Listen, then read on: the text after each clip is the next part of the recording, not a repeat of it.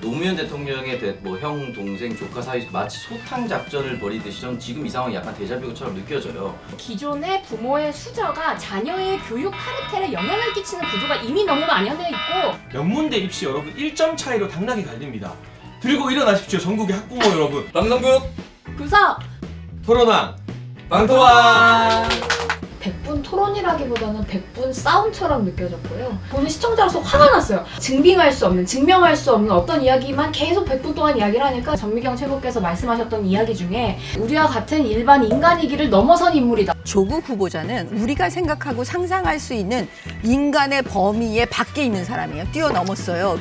좀 오히려 자유한국당이 마이너스가 된 시간들이 아니었나. 조국 찍히기에 나서느라 언론에서 보도하는 내용을 모두 다 가짜뉴스로 취급하고 있거든요.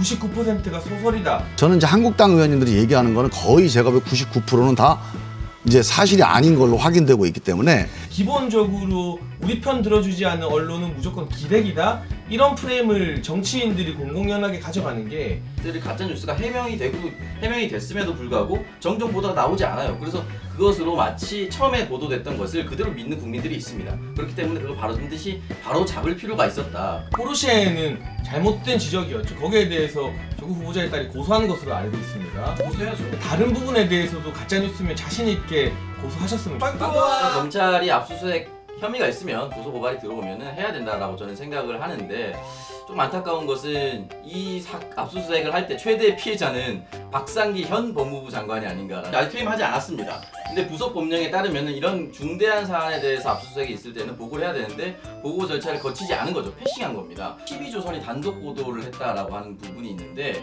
지금 수사 기밀이거든요. 그걸 어떻게 흘러나갔는지, 만약에 이게 검찰 쪽에서 흘러나갔다면 이후에 검찰도 책임져야 될 부분이 반드시 있을 것이다. 예전에 노무현 대통령이 수사 중일 때 논두렁시계 뭐 이런 것들이 가짜뉴스로 막 퍼졌거든요. 근데 그것이 기정사실화돼서 노무현 대통령을 훨씬 더 곤경에 처하도록 만들었습니다. 청문회를 아직 거치기 전이기 때문에 청문회를 거치고 나서 이 사람이 정치적으로 장관격이 될 만한 사람인가를 판단하고 나서 실제로 범죄 사실이 거기 안에서 좀 드러나고 누구도 거기에 대해서 뭐 해명할 수 없는 사건이라고 할 때 검찰이 들어가야 되는 것이지, 지금은 검찰이 너무 급하게 들어갔어요. 이건 어떻게 되냐면 검찰이 정치권의 과정에 개입하는 사건을 만들어버린 겁니다. 근데 이게 지금 이명박 때부터 이어져 오고 있는 흐름이에요. 정치권에서 문제가 생기면 검찰 측에 나아가고, 심지어 우리 박근혜 탄핵시킬 때에도 시민들이 모두 다 앞에 나가가지고 광장에서 뭐 1000만 명이 모여가지고 시위를 했는데 결과적으로 그 판단은 사법부에서 내리게 해버렸잖아요. 지금은 완전히 우리 한국의 정치가 사법부 밑에 들어가 있는 형국입니다. 기본적으로 영장 발부는 검찰이 단독으로 결정하는 것이 아니라 법원에서 발부를 허가해줘야 됩니다. 압수수색 영장을 신청하고 법원이 발부를 결정해줬다는 것은 어느 정도 불법성을 따져볼 만한 혐의가 소명됐다는 뜻이고요. 그 말은 그동안 조국 후보자 측에서 주장하던 적법한 절차였다는 말에 논리가 흔들리기 시작했다는 뜻이다. 윤석열 검찰총장, 문재인 대통령이 임명했습니다. 임명하면서 이 정권에 혹시라도 비리가 있다면 정말 낱낱이 밝혀달라, 사람에 충성하지 말아달라고 했어요. 인사청문회를 거치고 나서 누군가 정식적으로 이야기를 하고 나서도 압수수색을 하거나 또는 고발에 들어갈 수도 있는데, 지금 갑자기 전격적으로 들어갔다는 것 자체가 검찰의 존재감만 과시했을 뿐 나머지 국민의 의견 너무나도 무시한 행태다, 저는 그렇게 생각합니다. 감사합니다. 네. 그런데 사실 사법개혁이 뭡니까? 검찰을 정치로부터 독립시키자는 거잖아요.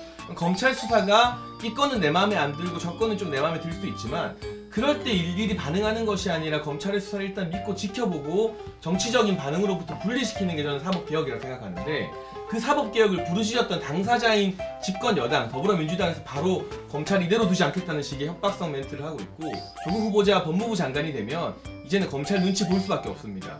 그 일가 가족들의 민감한 자료가 전부 다 검찰 손에 들어갔어요. 이 상황에서 어떻게 검찰에 대한 개혁 드라이브를 걸 수가 있겠습니까? 검찰의 빚을 지지하는 새로운 인물이 법무부 장관 후보자가 되어야 한다고 생각합니다. 과연 그런 인물이 있냐라는 질문을 던지고 싶어요. 이거는 조국을 옹호하기 위한 것이 아니라, 계속 옹호를 잘하고 계십니다. 아니요, 옹호하고 싶은 것이 아니라 정말 저도 안타깝고 너무 싫습니다. 이 상황에 조국을 이렇게 이야기할 수밖에 없다는 것이 조국 후보자 말고 다른 사람들이 있다면 저는 추천해 주셨으면 좋겠어요. 자유한국당에서 추천해 주셨으면 좋겠고 자유한국당이 사법개혁에 어떠한 의견을 갖고 있는지도 얘기를 해주셨으면 좋겠어요. 근데 지금 그런 사람 한 명도 없잖아요. 이건 조국뿐만이 아니라 지금 한국 사회에 그만큼 인력 풀이 없다는 겁니다. 민감한 부분을 잡혀서 검찰 개혁을 강하게 걸 수 없다라고 얘기했는데 민감한 부분이 지금 잘못으로 드러나지 않았어요. 검찰 압수수색이 무슨 의미인지 다 알면서 저는 이 총선 출마까지 했던 블루창석이 이렇게 순진한 발언을 하는 거 저는 압수수색 받아본 적이 없어요. 아무리 친분에 적절하지만 좀 가슴 아프다는 말씀드리고 싶고 이 도덕적인 문제라는 것이 무엇이냐?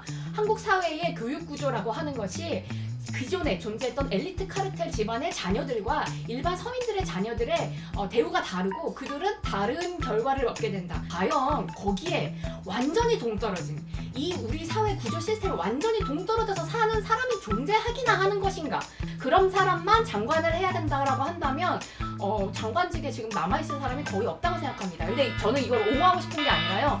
우리가 조국 교수를 통해서 볼 수 있는 것은 이 구조를 바꿔야 된다라고 하는 이야기를 해야 되는 것이고 단순히 조국을 낙마시키자 이걸로 이게 문제가 해결될 건 아니라는 것이죠. 네, 두 분은 눈물겨운 옹호 잘 들었고요. 조국 교수가 2012년에 남긴 트위터를 보게 되면 영문 번역만으로 일저자, 논문 저자가 될 수 있느냐는 말에 본인이 스스로 굉장히 신랄한 말로 비판을 했습니다. 말도 안 되는 소리라고 하면서.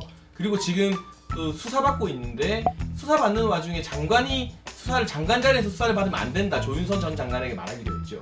그동안 조국 후보자가 했던 수많은 말들 그대로 조국 후보자에게 적용을 시키면 이미 물러난 상태에서 수사를 받아야 되는 겁니다. 여기 부분은 저도 솔직히 말해서 동의합니다.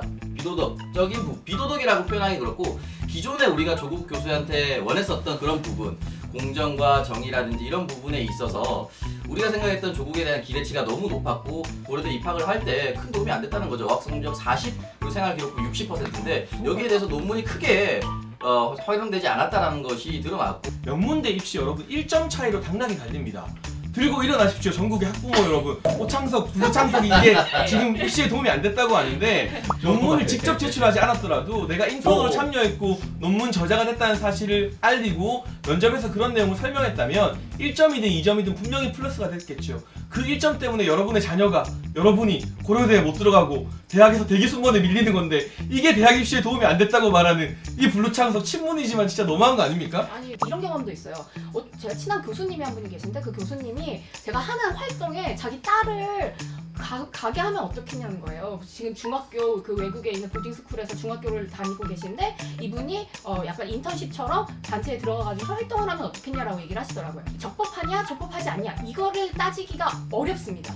문제는 뭐냐면 이런 방식으로 기존의 부모의 수저가 자녀의 교육 카르텔에 영향을 끼치는 구조가 이미 너무 만연해 있고 조국 후보자 어머니의 대학 동기 동아리 친구였던 공주대 교수한테 인턴하고 또 이 인턴 기간과 숙명여대 물리캠프 기간이 일주일간 겹치는데요. 그러면 물리캠프랑 공주대 인턴 도대체 어떻게 했느냐? 처음에는 3주 했다가 나중에는 6개월 학기 중에 했다.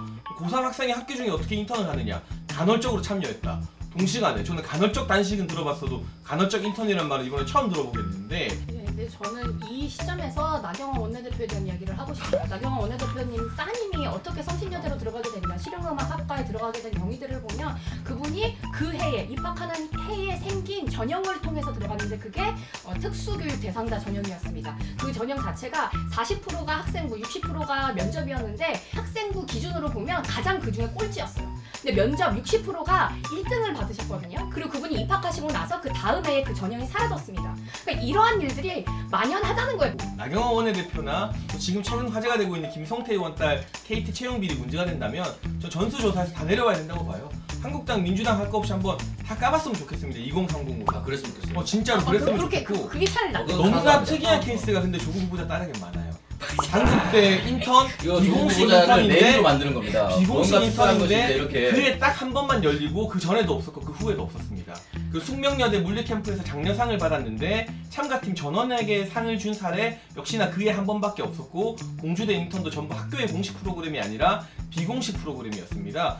그리고 장학금 같은 경우도 지금 부산대가 다 털렸지 않았습니까? 압수수색으로 돈도 많고 죄송합니다. 공부도 못하는데 장학금을 6학기나 준다? 이런 케이스가 없어요. 왜 이런 우연들이 조국 후보자 딸에게만 계속해서 겹치는 것인가? 이거는 부모님의 영향력도 들어갔겠죠. 좋아요. 그럼 우리 이렇게 합시다. 우리가 여기 뭣도 없지만 이렇게 합의를 보죠. 공수처 설치를 받아요. 장관을 후보자를 그냥 장관 임명 안 한다로 결정해. 대신 한국당에서 받으세요. 난 콜. 콜. 특검을 콜을 받고 해야 돼. 대신 공수처 인명 설치 아니, 말고. 야, 못 받잖아. 아니, 임명하고 받잖아. 설치하면 되지. 아니, 유시민 장관 같은 경우는 호딱호딱하면 마스크 안 쓰고 올 수 있지 않냐 이렇게 얘기했는데 약간은 그렇게까지 말할 필요는 없었다라고 느끼는 게 뭐냐면은 요즘은 얼굴 공개되면은 어디 가서 조리돌림을 하는 경우가 있어요. 마스크 오는 사람들 자체를 이제 불순한 의도다라고 보진 않고 다만 집회가 여러 가지 우후죽순이 일어났을 때 부산대, 고려대, 서울대 이렇게 일어났을 때 자유한국당에 출마를 했던 사람들이라든지 자유한국당에 당직을 갖고 있는 사람이라든지 대변이라든지 이런 사람들이 있을 때 사실 그건 색안경을 끼고 볼 수밖에 없지 않느냐. 공식적으로 총학이 나서서 촛불 시위를 열었는데 여기에까지 정치적 시위를 한다는 거 저는 결국에는 바른미래당 토론 참여자가 였어요. 이것은 무엇이냐?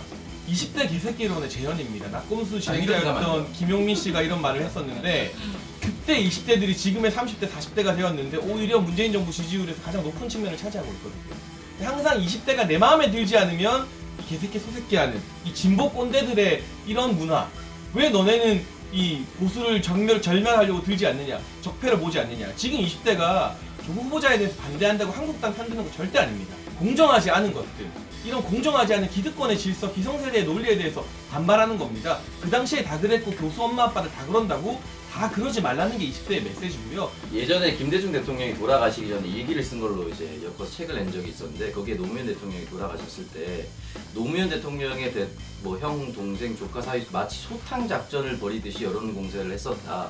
자살을 강요당한 것이나 다름없다 이렇게 얘기를 했었는데 저는 지금 이 상황이 약간 데자뷰처럼 느껴져요. 무슨 동생, 재수 씨, 엄마, 딸 다 소탕 작전하듯이 다 의혹을 불러일으키고 있거든요. 근데 소명할 기회를 줘야 됩니다. 20대들에게 감내나라 대면해라 하는 것은 진보 보수를 가리지 않고 그 나이 세대에 모두 다 있는 프레임인 것 같아요. 그 꼰대들. 그래서 저는 그 꼰대들이 우리 사회에 보여주는 마지막 풍경이 바로 조국 교수가 아닐까 싶고 지금 등장하는 20대, 30대들의 의견은 저는 좌우 프레임으로 해석해서는 안 된다고 생각합니다. 완전히 새로운 세대가 등장하고 있는 것이고 이 세대들은 어디에 포섭되려고 하는 것이 아니에요. 정말 개인으로서 그다음에 또 그 뭐 공정 혹은 평등에 그 입각한 감각으로 이 사회에서 목소리를 내려고 하는 것이지 20대, 30대의 순수한 분노에 대해서 이래라 저래라 하면서 왜 이거에는 분노하지 않느냐, 왜 저거에 먼저 분노해라 하는 당신이 바로 꼰대입니다.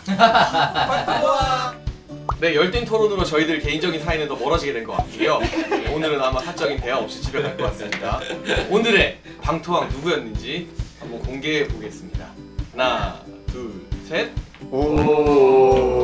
현명한 판단을 내리실 거라고 저는 믿어 의심치 않고요. 우리 국민이 사실 전 세계 어디 내놓아도 뒤지지 않을 만큼의 민주주의 수준을 가지고 있습니다. 꼭 한 가지 말씀드리고 싶은 거는 진보 보수를 떠나서 다른 세대의 다른 생각을 받아들일 줄 아는 그런 자세.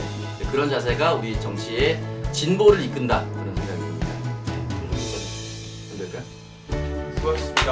고맙습니다.